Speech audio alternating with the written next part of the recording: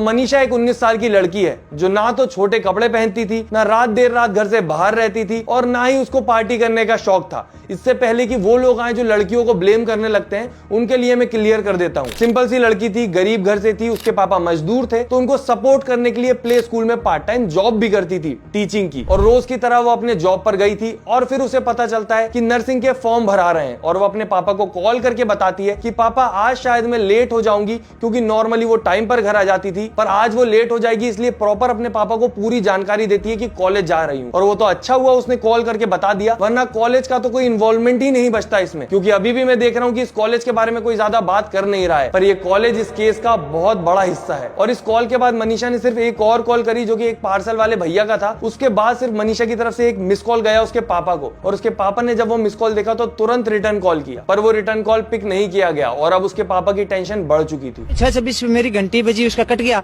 फिर मैंने 6:26 मतलब पूरी नहीं हुई थी, कुछ सेकंड बची हुई थी, मैंने उसके साथ अपना फोन उठाया, साथ ही साथ कॉल किया तो फोन बंद था। कल रात में उसका फोन 12:04-5 के ऊपर ऑन हुआ है, उसके बाद बंद हो गया है।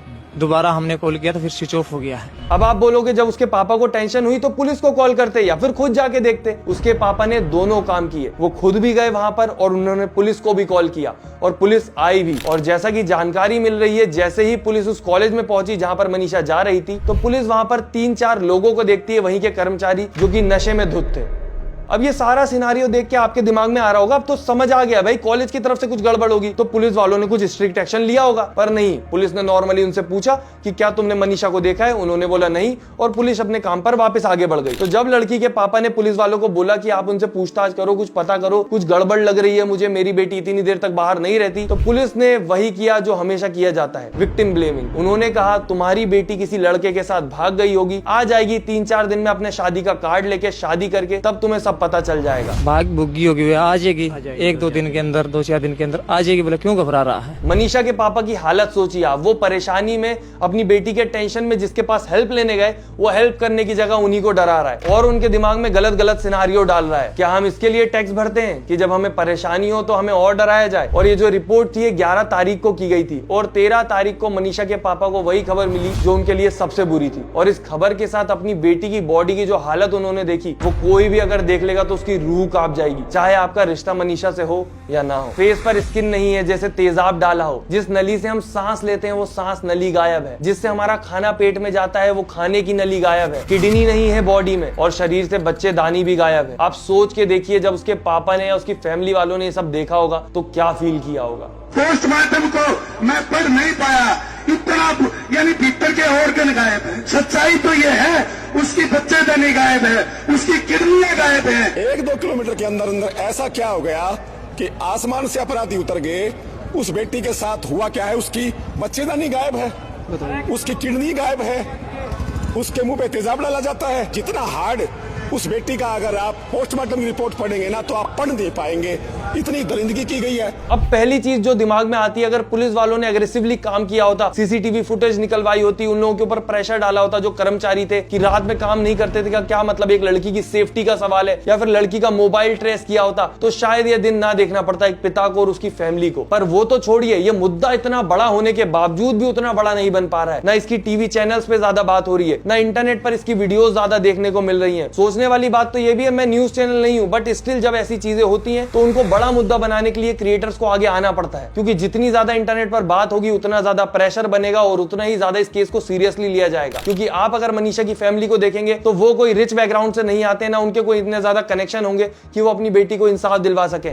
आपको और हमें ही आगे आना होगा। आज 19 तारीख हो चुकी है, 8 दिन बीत चुके हैं। इंसाफ के नाम पर वो जो पुलिसमैन थे, अलग अलग पोस्ट के, उनको ट्रांसफर किया गया है या फिर सस्पेंड किया गया है। और जो फाइनल रिपोर्ट आई है वो आपका नजरिया पूरे केस को लेकर एकदम ही बदल देगी। जो हमारे पास अब तक की रिपोर्ट आई है उसमें पॉइजन आया है और उसमें कोई उसको इंजरी के मार्क नहीं आए। जो सेक्टुअल एरियाज में उसके जो थे वो कुछ भी नहीं आया, सीमेंट नेगेटिव आया उसका। बाकी हड्डियां उसकी इरेगुलर थी, तो कोई शार्प वेपन का इस्तेमाल उसमें नहीं लगा। ये भी बताया गया है कि धारदार हथियार से भी हत्या की गई है, क्योंकि गला भी रेता गया है। वो उसमें धारदार हथियार की कोई भी एविडेंस नहीं। मतलब जितनी भी बातें चल रही थी कि उसके साथ पहले गलत किया गया फिर उसको खत्म किया गया, वो सारी बातें गलत हैं। इस रिपोर्ट ने सारी ही बातें झुठला दी हैं। इनका कहना है लड़की ने कीटनाशक खाकर खुद को खत्म कर लिया। अब यहाँ पर आप उस वीडियो को याद कीजिए जो मैंने आपको एकदम शुरू में दिखाई थी, जहां पर एक पिता पूरे भरोसे के साथ बोल रहा था कि मेरी बेटी ऐसा कर ही नहीं सकती। और आप अब ये वीडियो देखिए जो जो अभी रिसेंट में आई है। हमने जो कमेटी ने फैसला लिया है सारे समाज को इकट्ठा देख करके अपने हित में ही लिया है, और कमेटी का फैसला ये है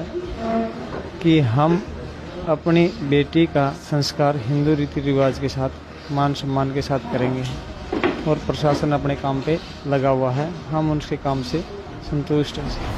अब मैं कुछ नहीं बोल रहा, आप सोचिए, ये पिता जो अपनी बेटी को इंसाफ मिलने से पहले उसका अंतिम संस्कार करने को तक रेडी नहीं था कि जब तक मुजरिम नहीं पकड़ा जाएगा, केस खत्म नहीं होगा, मैं अपनी बेटी का अंतिम संस्कार नहीं करूंगा, उसकी बॉडी ज्यों की त्यों रखे रखूंगा। वो एकदम से रेडी क्यों हो गया? क्योंकि वो गरीब आदमी है, एक मजदूर है। प्रशासन या फिर जो लोग इस केस में इन्वॉल्व है उनके अगेंस्ट नहीं जा सकता, वरना जो बाकी फैमिली है उनका भी जीना मुश्किल हो जाएगा। और मैं जो वीडियो बना रहा हूँ मुझे भी परेशानी हो सकती है, बट स्टिल जो जरूरी है वो जरूरी है, क्योंकि एक इंसान को इतना मजबूर देखकर मैं अपनी आंखें नहीं फेर सकता। और अगर बात करें रिपोर्ट की, तो अगर उस लड़की को कीटनाशक खाना था तो अपने गांव में भी खा सकती थी, उसको वही गांव मिला। और कीटनाशक खाने के बाद जो उसके बॉडी पार्ट्स गायब हुए वो उसने खुद निकाले थे, खाने से पहले या खाने के बाद निकाले। और फेस की जो स्किन गायब है, जैसे तेजाब गिरा हो, वो भी उसने खुद कर लिया। और इन सब चीजों का जवाब मिलता है कि जंगली जानवरों ने किया है। ये सब सोच के देखिए आप एक बार, आपकी जो बुद्धि है वो शर्मा जाएगी। एक्चुअल दिमाग का काम ये होता कि कॉलेज से सीसीटीवी फुटेज निकाले जाते, पर नहीं, कॉलेज वालों ने बोल दिया हमारे पास फुटेज नहीं है, या जो है उसमें कुछ भी नहीं दिख रहा है, बट स्टिल एक्सेप्ट कर ली गई है। खाली वीडियोस एक्सेप्ट कर ली गई हैं। उन कॉलेज वालों स्टाफ ने कुछ भी किया है तो उन्होंने कैमरे की फुटेज बाद में दिखाई है अब तक? नहीं दिखाई दिखा दीजिए। वो टाइम मतलब 2 बजे के बाद 3 बजे तक बिल्कुल खाली दिखा दिया वो कैमरा। उन्होंने कुछ दिखाया नहीं है कुछ सर। नहीं दिखाया। और जिसमें मैं तो सर वो चिप गलनी चाहिए, मेरा तो चिप नहीं गली। पूरा दावा ये है खाली है कि वो कैमरा। उस